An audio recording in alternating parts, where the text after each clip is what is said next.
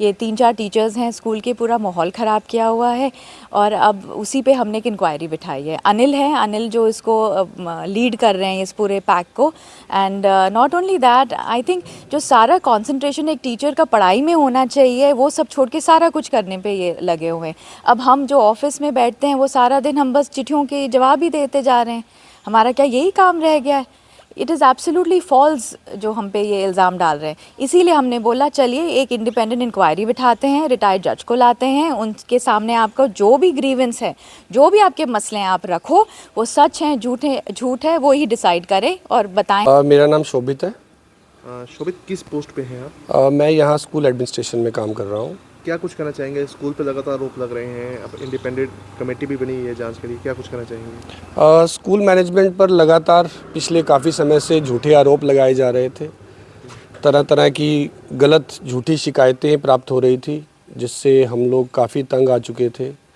आप देखिए कि पिछले 6 महीने से कितनी बार मीडिया के माध्यम से बीईओ ऑफिस, डीओ ऑफिस, तरह तरह के विभागों से हमें शिकायतें प्राप्त हो रही थी, जिससे हम तंग आकर हमने एक इंक्वायरी कमेटी का गठन किया है, जिसकी अध्यक्षता एक इंडिपेंडेंट रिटायर्ड जज करेंगे और जो सारी कंप्लेंट्स का जो है उसकी जांच की जाएगी और जो भी दोषी पाया जाएगा उस पर कार्रवाई की जाएगी। जैसा कि आपको भी पता ही है कि पिछले दिनों हमारे ही स्टाफ के एक अनिल कुमार सर ने स्कूल मैनेजमेंट पर काफ़ी गंभीर आरोप लगाए थे। उन आरोपों के बाद भी तरह तरह की शिकायतें हम पर झूठी शिकायतें लगाई जा रही थी, जिसका हम भी काफ़ी बार जवाब देने के बाद भी निरंतर हम वही शिकायतें हमें बार बार प्राप्त हो रही थी, जिसकी वजह से स्कूल की इमेज, बच्चों की पढ़ाई और भी काफ़ी सारी चीज़ों का हमें जो है लॉस हो रहा था, काफ़ी ज़्यादा हमें तंग किया जा रहा था, जिसका जवाब देने के लिए, जिसका एक सच्चाई का पता लगाने के लिए एक इंक्वायरी कमेटी का ये गठन किया गया है। जी। कुछ लोगों को टारगेट किया जा रहा है, कुछ लोगों के द्वारा, कुछ लोग मिले हुए हैं बाहर, स्कूल के बाहर अंदर। जी। बच्चों को भी शामिल किया गया। आपने देखा जैसे पिछले कुछ दिनों में एक धरना जो है वो स्कूल के बाहर हुआ था, एक टीचर को निकालने के बाद, उसमें भी बच्चों को इन्वॉल्व किया गया, जो कि सरासर गलत था। लेकिन उसके बाद भी जो ये गैंग है, जो कुछ बाहर के लोग भी जिसमें शामिल हैं, स्कूल के अंदर के भी कुछ लोग शामिल हैं, उन सभी को हमने ध्यान में रखते हुए, इन सब चीज़ों को ध्यान में रखते हुए जो इंक्वायरी का जांच का आदेश हमारी मैनेजमेंट ने दिया है। एंड उम्मीद करते हैं कि जांच में पूरे तरीके से सच बाहर निकल कर आएगा कि किस किस तरीके से क्या क्या झूठे आरोप हम पर लगाए गए। इस पे ध्यान ना दें।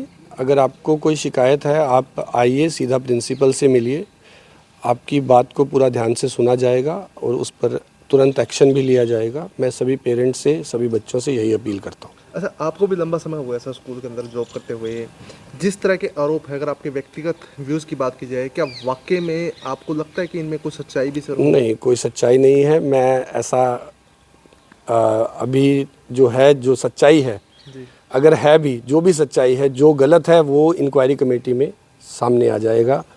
मैं आपसे अपील करूंगा कि जस्ट आप वेट कीजिए इंक्वायरी कमेटी की रिपोर्ट का। मतलब दूध का दूध, पानी का पानी हो जाएगा, बिल्कुल। पर ये तो एक अलग से इनका कैंपेन शुरू हो चुका है। पहले भी ये स्ट्राइक पे बैठे थे और स्ट्राइक किस चीज़ पे, बच्चों को ला के इन्होंने यूनिफॉर्म में, और ये नवंबर शायद 14 चिल्ड्रंस डे था। चिल्ड्रंस डे में जहाँ बच्चों को स्कूल में रह के उनको एंजॉय करना चाहिए, वहाँ पे आप लेके उनको बाहर बैठे हुए हो। और मुद्दा क्या है, मेरे को ये नहीं समझ में आ रहा कि ऑर्गेनाइजेशन का गुनाह क्या है। आपकी कोई सैलरी नहीं काटी, आपको हमने कोई, खुद ही कहते हमें कोई वार्निंग लेटर या कुछ नहीं दिया गया, तो फिर प्रॉब्लम क्या है? मुझे ये नहीं समझ में आ रहा। आप किस बात पे फाइट कर रहे हैं ये तो बताइए। अगर कुछ हमने तो पैंडेमिक में भी, व्हाट आई रिमेंबर, हमने तो किसी की भी सैलरी तक नहीं काटी, किसी को टर्मिनेट भी नहीं किया।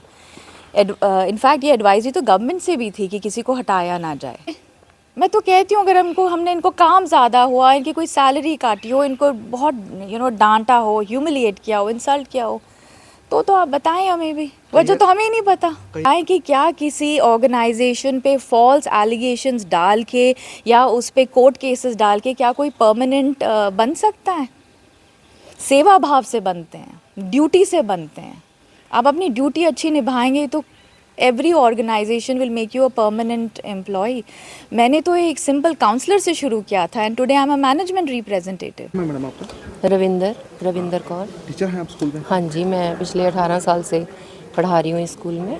मैडम स्कूल पे जिस तरह के आरोप लग रहे हैं, आपके अगर निजी सोच के माने तो क्या लगता है मैम, कितनी की सच्चाई है आरोपों में या सब दुष्प्रचार है? सर, इसके बारे में ये है कि अभी तक मुझे तो कोई प्रॉब्लम फेस नहीं की। मेरे बच्चे यहाँ से पढ़ के गए हैं और स्कूल का माहौल बहुत अच्छा था।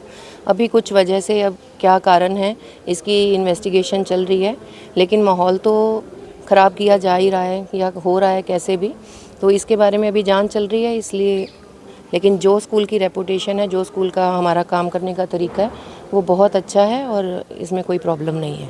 वहीं इस मामले में हमने अनिल को अनेकों बार फोन किया और मैसेज किया ताकि वो अपना पक्ष रख पाए, लेकिन उन्होंने किसी का कॉल और मैसेज का जवाब नहीं दिया। फिलहाल आरोपों में कितनी सच्चाई है, इसकी सच्चाई जांच कमेटी के जांच के बाद पता लग पाएगी।